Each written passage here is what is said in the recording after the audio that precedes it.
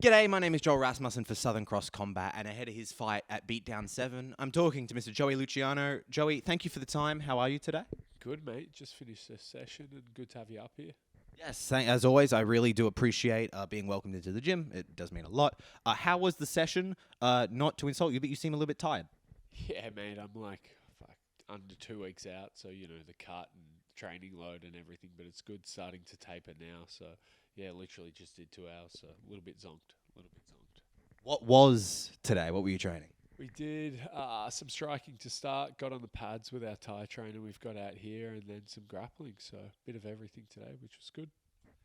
We've talked before about your love for Muay Thai. It was kind of your first love before you came to MMA. How is it to have a Thai Muay Thai guy out as a trainer here? Yeah, it's been awesome, man. Like for the last 2 years, I've been going there and training with Lam at Absolute in Phuket. So to have him out here, it's a blessing, and I'm super lucky. The gym's able to do that, and I think the team's going to reap a lot of benefits from having him here for sure. I'm assuming it's cheaper to go there, like living cost wise. Like, does it balance out? Yeah, it is heaps cheaper to go there, definitely. It's good I can work here and still keep the funds ticking over and getting halfway the Thai experience without all the other stuff. So it's actually perfect. It's perfect. What's the other stuff? The food. Riding around on a scooter and eating lovely food and sleeping and all that sort of jazz. I saw someone was in the gym before with a scooter. They were coming down the stairs. So in theory, you could probably still ride the scooter. I could. I'm only 70 meters away, so I don't need the scooter. But yeah, If you're feeling extra lazy, you can ride the scooter.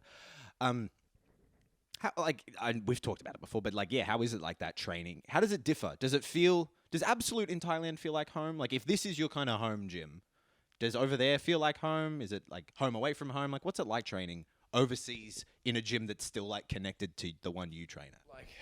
So I've trained at gyms that aren't connected to us, and it feels like you're going there and you're solely focused to train, and it's not a home base. It's just like it's a means to an end.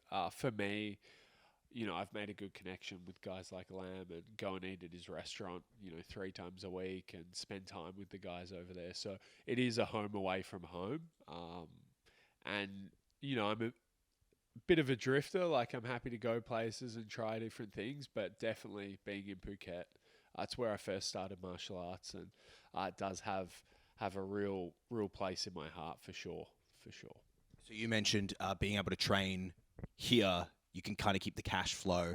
If I can ask, is that like, are you coaching to make, like, what's the work like? So, Aussie MMA, obviously, as every fighter knows, pays all the bills, and, you just fight, and that's all, as media does, mate. But, I coach and do a few PTs and that sort of thing to keep the funds going, and run the Muay Thai program here and get all the syllabus together for that, and, just help around the gym as much as I can, and, so a bit of coaching and a bit of PTs and everything else in between.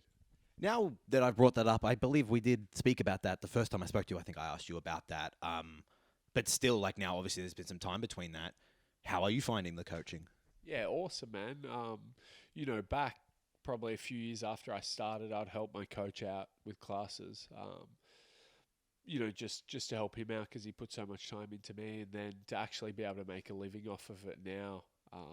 It's pretty cool, and I've been doing this for 16 years, maybe even more if I do the sums on that. So, I've done a few apprenticeships and I've had a couple of fights with this shit. So, I think I've got something to offer from a coaching standpoint, and I believe the people that are attending the classes and getting coached by me feel the same. So the last time we saw you in the cage was over in Hex in a fight that didn't go your way. How were you after that fight, and how have you been since then? Man, anytime you fight 25 minutes, fight another guy in a cage, you're going to be a little banged up. My shins were sore and, body was a little sore, but that's just part of it. I think the heartstrings hurt. Losing fucking sucks, man. And that I remember every loss. I don't remember all the wins. It's something that sticks with me, but you got to keep on keeping on, right? And, you can use that, a negative situation, and you can use it in a positive light. Refine some things. Sometimes it's a bit of a wake-up call. They're shitty fucking wake-up calls to have, for sure. But, yeah, it is what it is, and I wouldn't be the type of man I think I am if I rested on that defeat and went, oh, that sucks, and whine, and been a bit of a bitch about it. It sucks, but you just got to keep on pushing on, right? Is that something that is just within yourself? That you did it come naturally to have that kind of bounce back attitude? Did you look for people around you? Like, what was literally kind of that process like for you? For me, it's something that's inside for sure. I've had a lot of losses in life, whether that's in martial arts or outside of it. So resilience is something that I think was instilled in me as a child. Um, so yeah, look, it's internal, but I've got fucking great people around me. You know, I had to fucking turn people away from my door because everyone knows where I live, and kept rocking up the week after, dropping me off sweets and checking on my mental health. And I said, you motherfuckers, I just want to be left alone. But I appreciated, everyone coming around, and whether it was dropping off some fucking donuts or some sweets or just checking in. And, you know, it's a beautiful thing when you got people like that around you, for sure. Now, I won't rehash the whole story. I won't go through it all. But that time was very hectic. Leaving one promotion, there was all that. I forgot about that. I actually forgot about it until you mentioned it. Yeah, so Maybe gives an insight into maybe the answer to this question. But you go through this kind of hecticness, not rehashing the whole thing. Whatever, there's backs and forths. There's probably a sense of instability. You land in another promotion fighting for a title, and then you lose. Like, does that add anything to it? fuck. As you know, we just touched on. I have completely forgotten about that stuff, and I think the world has too. No, this is a weird sport where it's so self-centered, and you think the world revolves around you, and there's all these fans and these people that in the moment give a fuck, but man, no one cares about you apart from your mum when you wake up the next day, or your wife, or your mates. For me, yeah, fuck, I didn't even think about it. I was very lucky. You know, there was a bit of turmoil and some shit things happened for me as well. It was just a crappy situation. And then, you know, to be gifted a chance in another organisation, which I deserved, in my opinion, and then for it not to go my way, it's just setback. But that's part of life, man. And I'm lucky that I can just keep pushing forward, and you know, it's not the end of the road by any stretch of the imagination. Talking about that, so much of fighting and then getting somewhere in fighting is kind of momentum based. Yeah. And that was spoken about before the fight. This attitude of that could have been your last fight in the regionals. Yeah. Do you feel almost that does that loss reset you? Oh, interesting. I think, so I've lost twice as a pro. Each time I've lost, I've come better. So there's an excitement and a good anxiety of going, well, I just lost. I need to put maybe some more effort or change some things up. So there's that for sure. But yeah, maybe it's a reset. It's a reset. You know, I think it was 4 or 5 years I hadn't been beaten. Hadn't even come close to being beaten. So, yeah, you could call it a reset, a mental shift, whatever you want to say like that. But for sure, there is that aspect of it, definitely. And the momentum, like, you know, it's pretty easy to get the ball rolling again, in my opinion. Is there any anxiety of, when I use the term reset, I meant like in the eyes of like a company like the UFC? Is there any like, I just had a win streak that put me in a really good position. Now I've taken a loss. Is there any, I don't know if you've had any contact from them? Yeah, definitely. There's definitely been contact with them. So they're pretty clear with what they want. Finishes, exciting fights, and to be coming off a win for sure. Look, having that great win streak, I'm only 2 fights or 1 fight away from another win streak. So because I'm at the top end, I've got a really good finish rate, got a great record still. So I'm not too stressed about that happening, or oh god, yeah, I'm just 1 fight away, right? Always. I'm not going to spend this whole interview hearkening on that because obviously we're going to look forward. I have, at least in my head right now, I have one more question about this, and then I would like, I'm sure you don't want to talk about it all day either. after you won the Eternal title. I saw a quote from you talking about a sense of hollowness that kind of comes with winning, because when you lose, I can't quote it back to you but the idea of the statement, you said when you lose, you have something to work towards. When you win, you're like, oh well, I did it. Everything worked. Now that you've suffered that loss, as you said, for the first time in so many years, like, is it going back to the drawing board? It's funny. Another interviewer who is half as good as you are has asked me a very similar question, and thinking about it in that moment, that whole going back to the drawing board, I find a very bizarre statement, and I think it's a cliche that a lot of people say, because you've got to remember what got you to the dance in the first place. There's always aspects you can improve on, and the loss can invigorate you in that way where, oh shit, maybe I should have done this better, or I shouldn't have done so much of that. So the loss gives you a clear goal to aim for, whereas I've found winning, it's like, oh, well, obviously that works. We're doing the right thing. The loss can always be a loss in life, or, combat sports specifically, can always give you a clear goal and a sense of what you've got to aim for, I believe, if you use it correctly, for sure. How has this camp been? Does it feel any different to the other camps you've done? This has been a fucking long one, because I've had about 4 fights fall through. I've wanted to fight since, I think the Jono fight was mid to late November. I wanted to have December off, and then I wanted to come back January, February, or March. So it's been, I've been on a slow sizzle, and then we've been able to peak, because you can't just keep peaking. You'll burn yourself out. Peak and then shift down a little bit and then peak again. So it's been a long one. I've just been so fucking eager to get something happening. So it's great that this is all finally coming together. Stoked. When you go through that, because so few people do. Like, so few people go through a fight camp or anything like that. But I understand the concept of train, peak, fight week, go. When you're peaking, going back down, peaking, going back down, do you feel you're peaking to the same level, or do you peak and higher? Like, overall, is it a net up?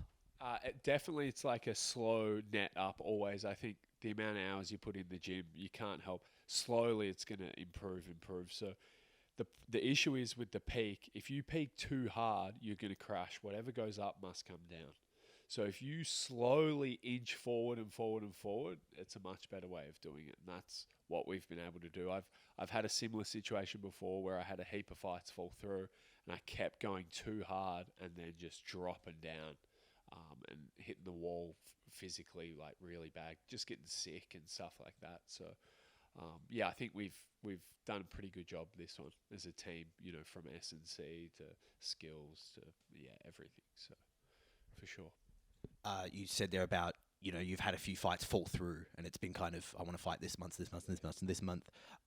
Were all those fights for Beatdown? Were they offered at different places? A few different promotions and overseas as well. And just a few different spots, been trying to get something happening. But, that's the fight game, and, people are booked, or, I'm injured. Shit happens, man. It's just, that's the fight game, and you got to be really mentally disciplined, I think, when you're trying to reach the peak and have success. I think that's one of the keys. You touched on it earlier, but now anything can happen. But we're here. Yeah. It's announced. It's 2 weeks out. How is it? Look, touch wood. I've had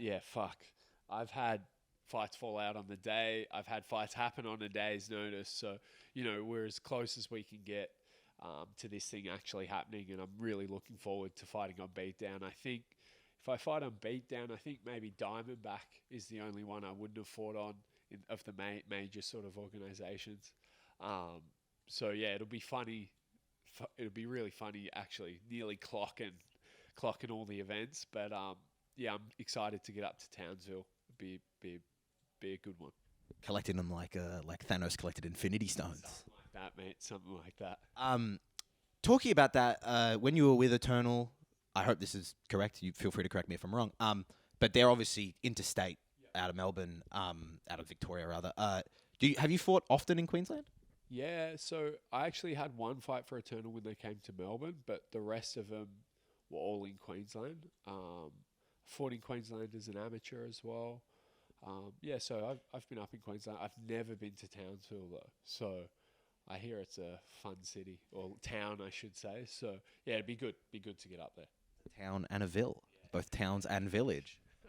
I've got some family up there too, so it'd be good for them. And a few of my old training partners have moved back down, so I hope they moved up there. So I hope they make their way down as well. Have the family that's there ever seen you fight before? Nah, not at all, not at all. So it'd be fun, be real fun. Do you know what they think of it? Don't know. I don't know what I'm a bit of a black sheep of the family and doing this. I don't know what anyone really thinks, just Crazy Joe. That's a good nickname. It's not average Joe, that's for sure. Now I've got your opponent Jonathan Velez. You're fighting him at Beatdown 7. Do you know much about him? Yeah, man, I know he's got a few KOs and he's definitely going to be swinging for that finish. So yeah, it'd be an interesting stylistic matchup. Yeah, we'll see what happens for sure. He's fighting out of the Philippines. I'm not sure if there is an extensive footage on him. Is there? I know he's Filipino, but I'm not sure if he's actually fighting out of the Philippines. I think he's done a fair few shows in Southeast Asia, and he might not be based there. I don't want to speak out of turn, but I don't think he's actually flying in from the Philippines. He might be from somewhere else, either Thailand or Vietnam. So, yeah. But have you seen any footage of him? Yeah, for sure. The old Google search and seen him icing some guys. So, yeah, it'd be interesting. Anytime you come up against a dangerous striker, I think there's always that toss of the coin. If you get cracked, you're going down, or if you crack them, they're going down. So it's always a little bit more risky than fighting a grappler for sure. You kind of touched on it there, but what are your thoughts on him as an opponent? I think he's definitely going to come for the KO. He's in enemy territory, even though the Ville's not my hometown. It's definitely Australia is. I reckon he'll come out swinging and trying to get it done ASAP. So I got to watch my P's and Q's and be ready to go for sure. Ahead of his fight, I spoke to Sean Gauchi, and he's fighting an international opponent. And he talked about, for him as a fighter, fighting an international guy can be high risk, very low reward for him, because no one knows who they are really, so they don't know how good they are. What are your thoughts on that? I think the Aussie MMA scene's so small, and the way we go about it, everyone sort of knows each other and know who the breakout stars are. And whenever you're fighting an unknown, people either discredit them or discredit you. So, look, for me, I've fought overseas a lot. The whole thing of him being an international is not too much of an issue for me, to be honest. It's still in Australia. I haven't had to go anywhere for it. So, yeah, it's no stress. I've done the international thing many times. Do you think people are discrediting this fight? I think so. I think someone posted on one of the things, check out his combined record, but you got to remember the guy can only fight who's put in front of him. And anyone that jumps in the cage, 10 plus times as a professional deserves respect. And if you're KOing people, you definitely deserve my respect as well. When preparing for... This question doesn't, I suppose, really work because you have seen footage of this person. But I think I've maybe asked you this before, but you came up through IMAF. We've spoken about that before. A situation where I'm assuming you show up and they're like, you're fighting that guy. And you're like, cool. Exactly. You go into a draw and you could fight anyone of the 32 in the bracket, and you can't even do a Google search because half the guys, their names aren't in English. They're in Cyrillic or Arabic or whatever. So you kind of just got to do you. Go in with your A game and do you, not be too concerned about what they're going to do and just adapt on the fly. How has doing that in your amateur career, how has that shaped your professional career? Fuck, man. I think not only has that shaped who I am as a fighter, but also as a person, because you've just got to go in there and be confident and not give a fuck about whatever happens. You just got to put your best foot forward. And I think that's one of the benefits of doing the pathway that I did. I don't have the same performance anxiety perhaps that other guys in my situation would if they hadn't have done that. That's kind of the chunk about Beatdown, but I've got some other things I'd like to ask you about. There's a bit of odds and ends that, because, exciting life. That's going to get me in trouble with my life. I would hope not. I already asked you about Thailand. We're past that. If I'm not mistaken, because I know I think it was a little bit up in the air. I don't know. Were you at the John Jones seminar? I was at the John Jones seminar. I got the opportunity to work with the Team Ellis guys, and anyone that's in this sport's a fucking fan of John Jones. So I jumped on that chance and got to help out with the seminar. And there's quite a number of people doing it, so they just wanted some extra eyes to help him out. How was that? Fantastic, man. It's he's our Michael Jordan, right? Like, if you can be in the presence of that and just see what he's about, it's always cool. The seminar wasn't aimed at like hardcore fighters like myself, but he did a few interesting things, and yeah, it was just cool to be around him and see how he operates. And he made fun of me, called me Forrest Griffin, and we had a bit of a laugh, and he let me elbow him and he elbowed me, so I can't ask for much more than that. That's pretty good. Yeah, it was cool. Is that like... Because it's got to be an interesting thing, because you're in the sport, but you're a fan, but you don't want to be a fan. You know, what is that? Is that like a pinch me moment? Like, what is that like for you? I suppose, like, I've been around a heap of UFC guys. We've got our own Jack Jenkins in the building currently, so I don't get too starstruck. They're just normal dudes, and we are very similar. And how you go about life, except the benders and all of that jazz. But there's Yours are worse. Mine are worse. But there's a commonality between that, and you can relate to it. You're pretty much doing the same thing. He's just doing it on a much higher level. So gym guys are gym guys. Do you get nervous around Jack Jenkins? Always, because he's so handsome and permed. Now, along with that, I wanted to ask you about. You left Eternal. You left that title there. There was going to be a fight for that belt. That fight didn't end up happening, so I've kind of got two questions with this. Firstly, I wanted to ask, who do you think should fight for the Eternal welterweight title? Look, Aussie MMA is so small, and there's a pool of probably 6 welterweights that are the elite of the elite in the country. I think any of those 6 could get the call up for any of the titles, whether that's Eternal, I know Beatdown doesn't do titles, or Hex. So yeah, any of that 6 pool, there's not many of us, might get chucked in anywhere. Those 6 are... Oh God, fuck, you've put me on the spot with 6. So I'm gonna say myself, Jono, Alden Bates, Kit Campbell, and then, oh God, I feel terrible. There's probably like a few guys that are on the periphery of that, and I don't want to insult anyone, but there isn't another. Let's say 5. All right, how many of? 4. Okay. Me, Jono, Alden, Kit. Let's say like a Sam Miles, a Lachlan Stitt type guys. They're coming through as well. One of those people that you named was Alden Bates. He now holds the Hex welterweight title. What are your thoughts on Alden? That last fight between him and Jono was a bit of a banger, man. I didn't expect it to go that way. He's obviously got some crazy power in his hands, and he showed he had the other tools to use to be able to implement that. So yeah, it was an impressive fight, and he's pretty solid, man. He's pretty solid. And now you mentioned Kit there. Kit coming off a victory over Matt Vale. Yeah. That fight between you and Matt. I forgot Vale as well. Vale's up there, definitely. So that's 5, 6, 7 I've named. So I think it might be 8 that you've named, if I'm being honest. Can't count, mate. Fuck. Can't count. How's your writing going? I've seen that Josh bullies you a little bit. Yeah, pretty bad. I write like a doctor, but I've got half the brain of one. So, yeah, no good. No good.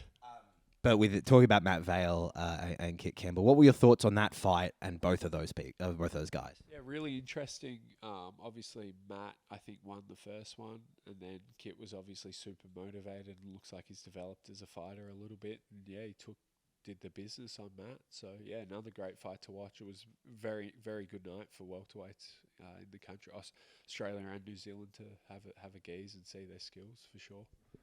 As we talked about, like, you feel one fight away, you're kind of always in that position. So, and I understand you're not looking past this opponent, but out of those names there, like, because that Matt Vale fight was something was talked about, and now you both are kind of in a similar situation. What do you think is, after this fight, what is kind of the next step for you? That's really interesting, man. Like, I had the Eternal belt and I never lost it, I would love the hex belt. So we'll see who's holding that and how time goes and who's booked where. And yeah, any of those guys, I think, are deserving of a shot at any of the belts. So be interesting to see, in a few months where the dust settles. Heard some rumors that there's some title contenders and stuff being set. So just timelines and see what happens. But yeah, I would love the hex belt. Um, I've had the Eternal, so it'd be even having the Eternal again. Who knows what happens? But yeah, just see where the dust settles and who's available, who's not injured, who's not banged up, and who's good to go. So we established that the Eternal situation was something you evidently haven't thought about very much. I take it it's not affecting your life so much. Do you think that you said there maybe you could hold the Eternal again? Is that a relationship that can be mended? We'll see. Look, yeah, we'll just see. I don't think I'm a bridge burner. I'm a pretty approachable guy, and if anyone wants to talk to me, whoever that is, I'm happy to have a discussion for sure. Yeah, we'll just see where all the dust settles and who's available and where they want to do it. For me, it's never really been about the promotion itself. It's been about the fight. So whether that's on Beatdown, wherever, whoever's putting the fight on and paying the money, I think that's more important in this country because the pool's so small, as opposed to specifically being, hey, I'm a company man and only to these guys. Look, if someone's looking after you, do the right thing by them, 100%. But we are independent contractors that are severely underpaid. So you would be mad to be super loyal at the expense of your life and your living expenses and your ability to make income. How much does the outfit cost, talking about living expenses? Not much. Not much, actually. You'd be surprised. Bit of Uniglow and a couple of gifts, but, I wanted to look good for you, mate. Oh, and I felt the same. When I interviewed Lisa, I wore a T-shirt. Well, look, we're going different looks here, but I think we made quite the couple. Both collared, that's fine. Maybe we get a matching tattoo. Maybe, mate. Maybe. Oh, that's a shame. I know you're a fan of dog tattoos. I could maybe get a dog tattoo. Might be the only guy in Australian MMA with big eyebrows and 2 dogs on their chest, I'll tell you that much. What you mentioned fighting internationally earlier. What was? Where do you think you were going to end up? Where do I think I'm going to end up? No, like what was offered? So there was a show happening in Guam. There's stuff happening in Thailand. There's a heap of shows going around in this region at the moment. Japan.